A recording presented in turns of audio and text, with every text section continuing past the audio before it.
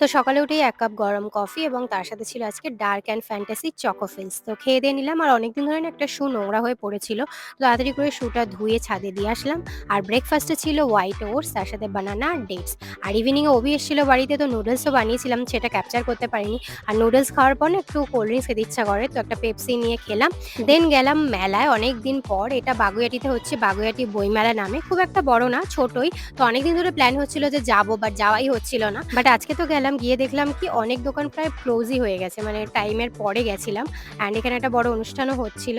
কিছু বুকস দেখলাম, দেখে তারপরে অনেক ইয়াররিংস এর দোকান বসেছে দেখলাম। এখন আর আমার কোনো ইয়াররিংস এর রিকোয়ারমেন্ট নেই, তাই নিলাম না, না হলে নিশ্চয়ই নিতাম। তারপরে গেলাম ফুড কোর্টটার দিকে, যেখানে খাওয়া দাওয়ার বসেছিল। খাওয়া দাওয়ার খুব একটা অপশন ছিল না, চায়ের দোকান, ফুচকা এইসবই ছিল।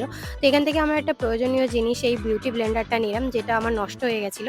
তারপরে আসার আগে ফুচকা খেলাম, দেন বাড়ি চলে আসলাম। তো ব্যাস, আজকে এইভাবে দিনটা খুব ভালোভাবে কাটালাম।